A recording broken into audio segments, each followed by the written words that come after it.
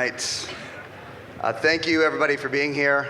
Today, we're going to be speaking about the massive adoption of NFTs with a really amazing panel of guests here. So I'll let everyone introduce themselves, and I'll start real briefly.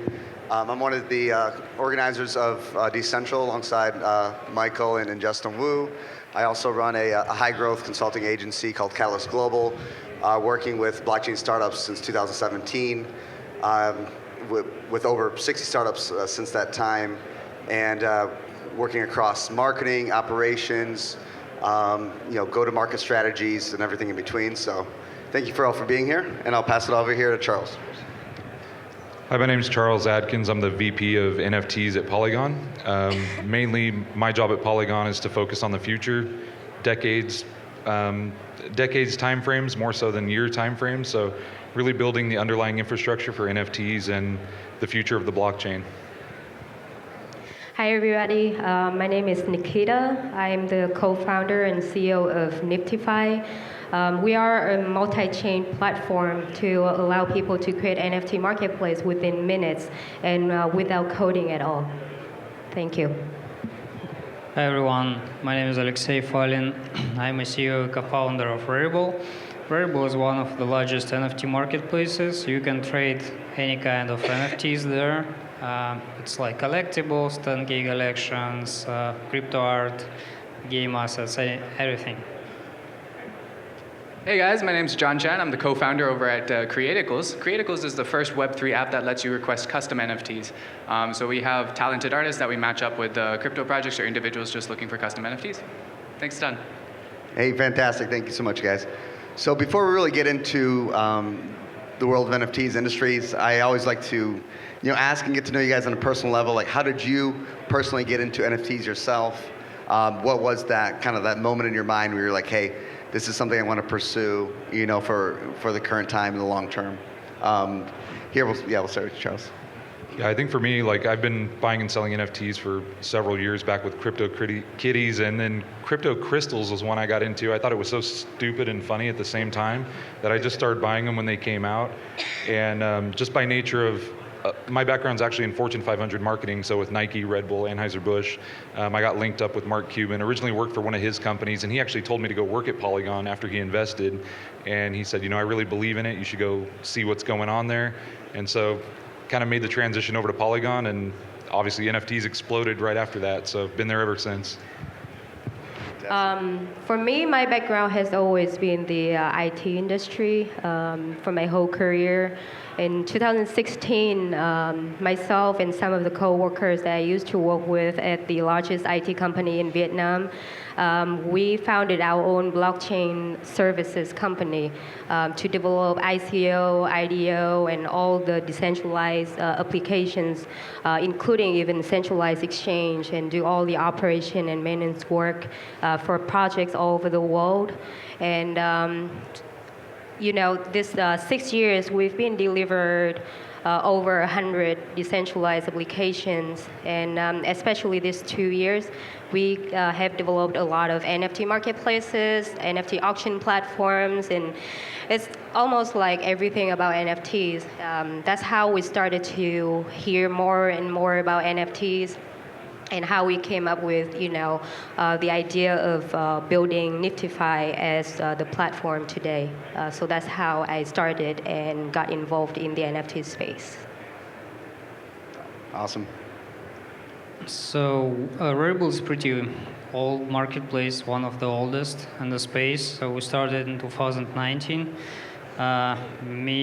Myself, I started from the Crypto Kitties as well, so I kind of know for a while. It's from 2017, the conception of NFTs. And then in 2019, it was, so just my co-founder attention was attracted to this standard, and we realized that it's just a bridge between blockchain and media. And media is such a great engaging thing. So it's NFT itself is just much more engaging for people and attract emotions.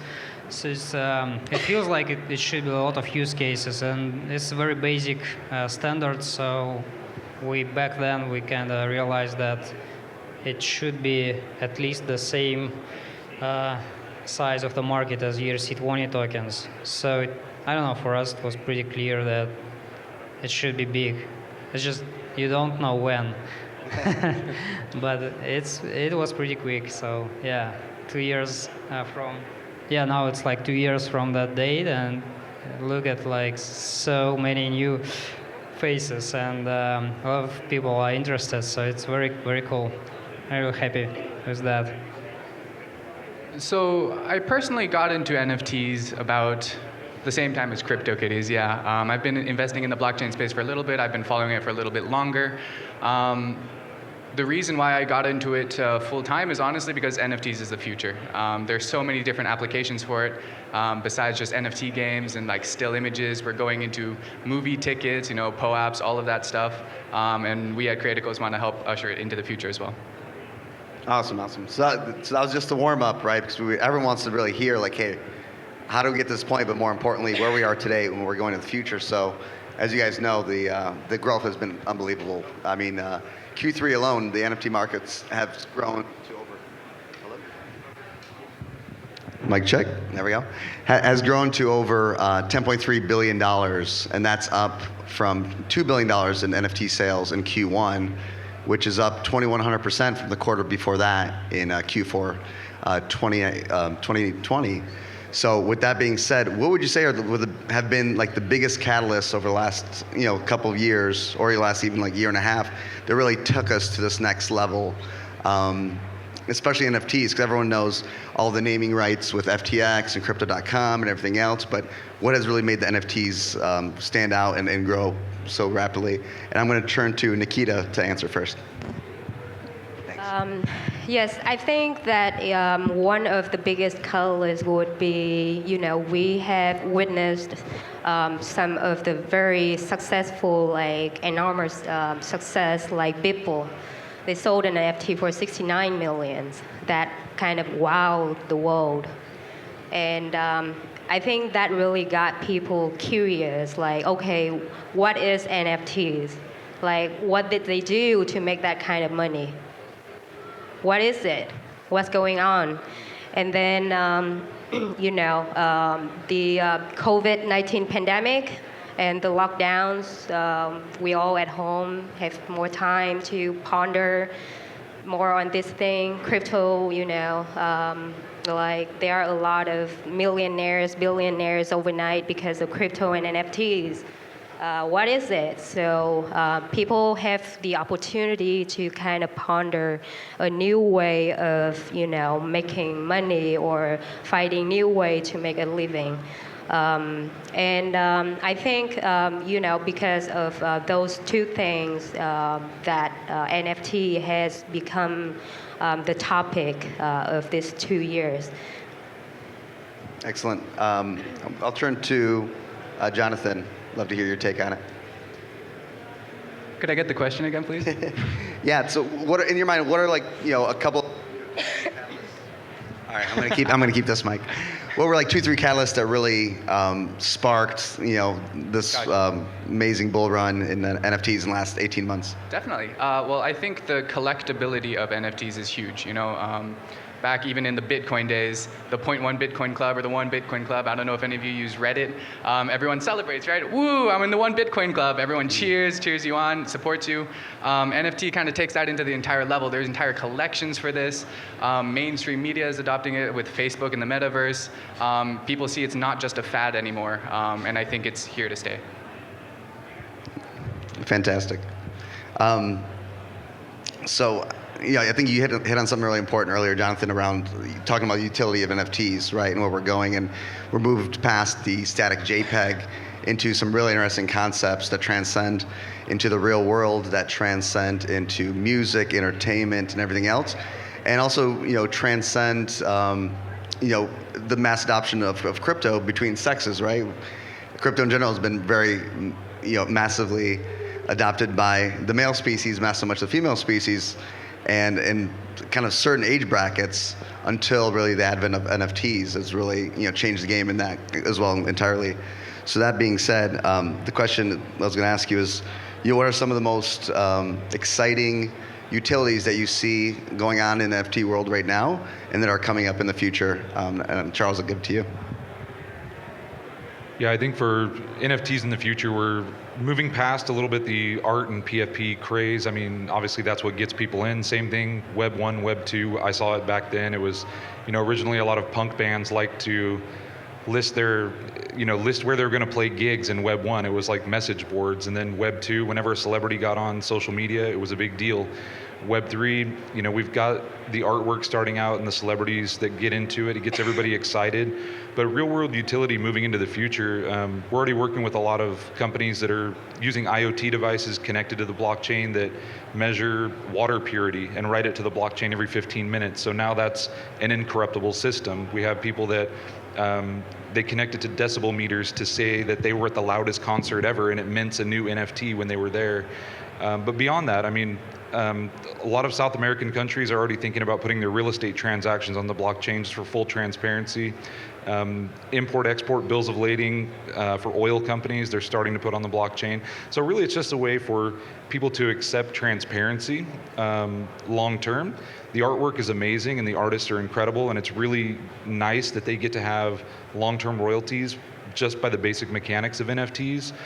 But really an NFT is not art. An NFT is a function of transparent ownership, and that can be used in any way you can really think about it. I tell people that NFTs are mini supercomputers, so program them to do what you want them to do, and that's what will happen. Exactly. I couldn't agree more.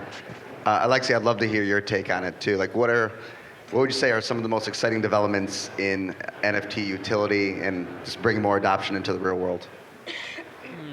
So you mean developments in this utility? So okay, I think that for now it's just the best utility that we discovered, like the users discovered. It's just community stuff. So it's like forming the communities around some, I don't know, collections. This is very, very popular one. So I guess very close is like games. It should be like next, interoperability inside games. So yeah, it will be AAA games coming to the blockchain, so they will introduce NFTs. It's like one direction and there is another, while like crypto native games start to grow, like play to earn games. This is very soon. Plus, yeah, all like NFTs, they are pretty much around the social things and communities. So social networks will be also heavily adopting. I mean, it's already started, and we will see more adoption in social networks for NFTs.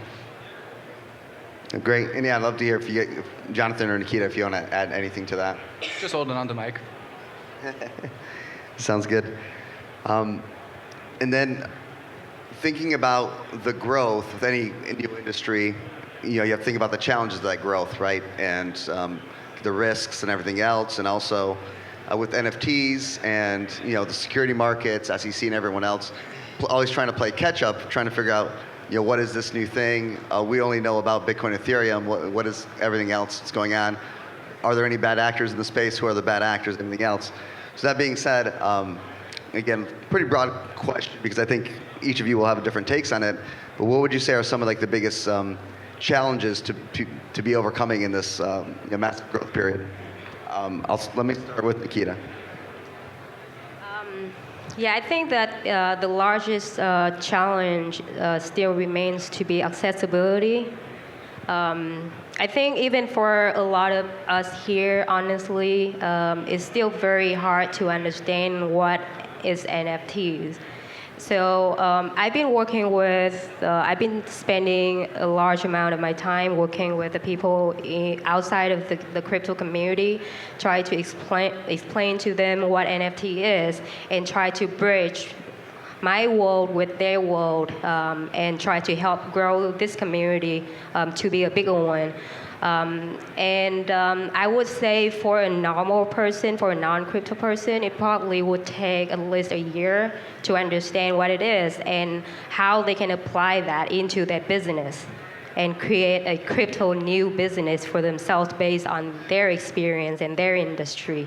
And all the technical aspect around it, how to download and create a MetaMask, and how that you have to switch, amongst a lot of different chains, different networks when you're on different platforms and all that, how to buy crypto, and if you're not familiar, you won't even understand the difference between a centralized exchange or a decentralized exchange, how and what kind of coin do you need, and how do you swap them to be able to use some features on some of those platforms that you do.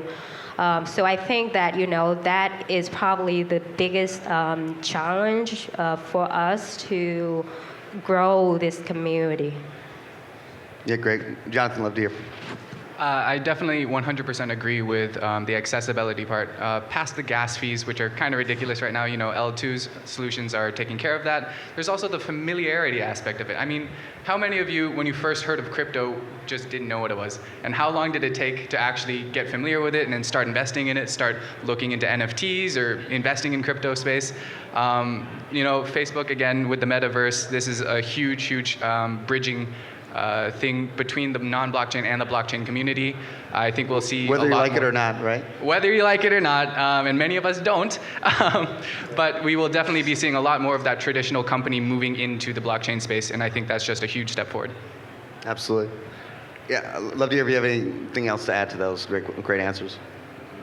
Yeah, I think one of the things, especially moving forward with people adopting it, is going to be not only the understanding the accessibility portion, but everybody needs to also participate in the system. That's the way that it works. Everybody right now is building a lot of cars, and there's very few people actually building the roads. So, running your own node, becoming, staking your crypto, being part of the system at the foundational layer is going to be a big deal, because when you have companies entering the metaverse and the computing power that it takes to actually run that, we're going to have a lot more people actually participate at the infrastructure layer than just the application and the fun stuff layer. And with regard to like Meta and Facebook getting into the space, it's a big deal. But for the blockchain, I really wasn't that concerned, because I've read all their papers, I've watched their whole announcement of that. They didn't say blockchain. I mean, they didn't say decentralization. They basically said we're making a metaverse, and to me, that's pretty much gives me a signal that it's going to be, a very much a data driven, just going to one centralized location. So, as far as them congesting the blockchain or doing anything, I'm not concerned, because they have no interest in being on the blockchain. Right. And you can tell we're on a panel full of creators, right? So we're really getting into a lot of the detail. But it is important to think, hey, how can your child, your grandmother, if she wanted to be your aunt, your uncle, learn and think and get involved in the space where they don't need to know what a layer 1, layer 2 is. They don't need to know what's behind typing in www.whatever.com or .io. So that being said, this has been fantastic. I think one of the important things. All right, I'll stick this one. I think one of the important things to think about is, we all know, obviously we're in a great cycle right now, but the crypto markets move in cycles, and when the bull market stops and the music stops, I think it's really interesting to hear about where you think how well the NFT industry is positioned at that time, and and where we're going to be thereafter. So that being said, Alexei, what's your take on how well the NFT industry will be positioned once the bull market stops in terms of continuing its growth beyond that, or are we going to be kind of beholden to the overall markets and how well they're doing? So actually, I think at this moment, it's pretty much tied to the whole crypto space, just because lots of volumes are coming from trading collectibles, and it's pretty much crypto native trades.